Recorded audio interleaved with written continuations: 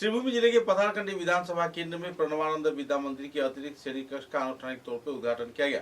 परिचालना समिति के कार्यकर्ताओं ने नए श्रेणी कक्ष बनाए जाने पर खुशी व्यक्त किया है। पत्रकारों के साथ बातचीत के दौरान स्कूल कर्तृपक्ष के कार्यकर्ताओं ने कहा कि मंत्री कृष्णेंदु पाल के सहयोग से नए कक्षा या अतिरिक्त श्रेणी कक्ष का उद्घाटन होने पर छात्र छात्रा लाभान्वित होंगे और शिक्षा के क्षेत्र में भी अहम सहयोगिता मिलेगा।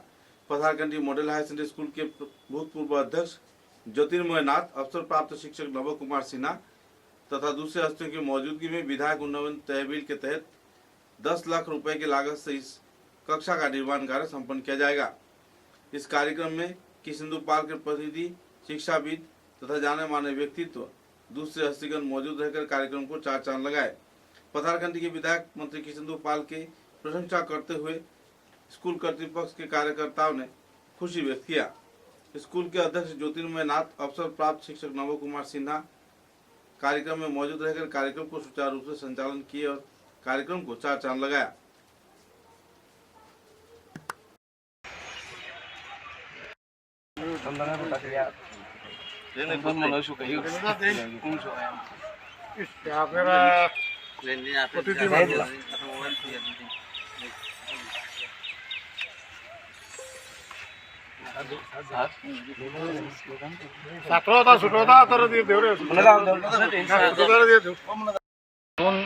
স্কুল গৃহের ভিত্তিপ্রস্তর স্থাপনের উদ্দেশ্যে আমরা এখানে সমবেত হয়েছি। তো আমরা সবাই জানি যে আমাদের মাননীয় বিধায়ক শ্রী কৃষ্ণেন্দু পাল মহাশয় শুধু এই স্কুল নয়, পুরো কনস্টিটিউয়েন্সির প্রত্যেকটা স্কুলের পরিকাঠামোগত উন্নয়নের জন্য তিনি লাগাতার নিরলস চেষ্টা করে যাচ্ছেন এবং ওনার কাছে যেসব ফান্ড আসে তার বেশিরভাগই তিনি শিক্ষাক্ষেত্রে শিক্ষার বিকাশের জন্য তিনি ব্যয় করে থাকেন। তো সেই উদ্দেশ্যে আমরা সামনেই নির্বাচন, তার আগে ওনার হাতে কিছু টাকা ছিল, তার মধ্য থেকে বোধহয় 10 লক্ষ টাকা না, 10 লক্ষ টাকা তিনি এই স্কুলের, কারণ এই স্কুলের পরিকাঠামোগত ইয়েটা অত্যন্ত দুর্বল। একমাত্র এখানে এই অঞ্চলের মধ্যে একমাত্র একটা ইংলিশ মিডিয়াম স্কুল, প্रणवानंद विद्या मंदिर একটা সর্বভারতীয় সংগঠনের স্কুল। তো এই স্কুলের পরিকাঠামোগত উন্নয়নের জন্য তিনি এই ওনার যে ফান্ড, যেটা সেই ফান্ড থেকে 10 লক্ষ টাকা দিয়েছেন এবং শুনেছি আগামীতে আরও এক্সটেনশন করার জন্য তিনি আরেকটি গ্রান্টস আগামীতে তিনি দেবেন।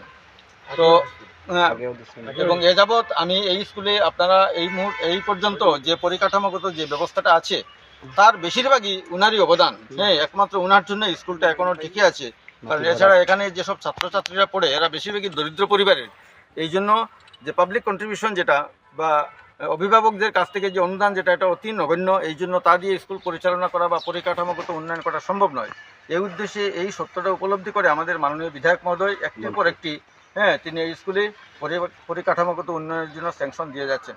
তো আমরা সবাই স্কুলের এখানে যারা উপস্থিত আছি আমরা সবাই ওনার জন্য গর্বিত। ওনার মতো একজন বিধায়ক আমরা পেয়েছি। এবং এখানে শুধু এই স্কুল নয়, তার পাশাপাশি একটা মডেল হায়ার সেকেন্ডারি স্কুল, অত্যন্ত ঐতিহ্যবাহী একটা পুরনো একটা স্কুল। এই স্কুলটা প্রায় ধ্বংসাবশেষে পরিণত হয়েছিল, কিন্তু এই স্কুলটার একটা নতুন পরিচিতি আনার জন্য তিনি এখানে 8 কোটি টাকার স্যাংশন দিয়েছেন এবং সেই টাকা দিয়ে একটা নতুন সুসজ্জিত একটা বিল্ডিং তৈরি হয়েছে, আগামীতেই সেটার উদ্বোধন করবে।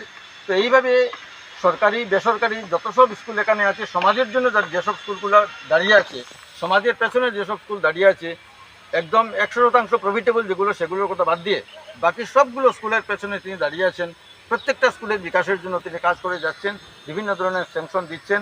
তো এই জন্য আমরা সবাই আমাদের মাননীয় বিধায়ককে নিয়ে আমরা গর্বিত এবং আশা রাখবো যে এই যে আগামীতে নির্বাচন, এই উন্নয়নের ধারা যদি আমরা বজায় রাখতে চাই তাইলে যে কোনো মূল্যে আমরা আমাদের বর্তমান বিধায়ককে আবার জিতিয়ে আনতে হবে নির্বাচনে, নতুবা এই উন্নয়নের ধারাটা স্তব্ধ হয়ে যাবে।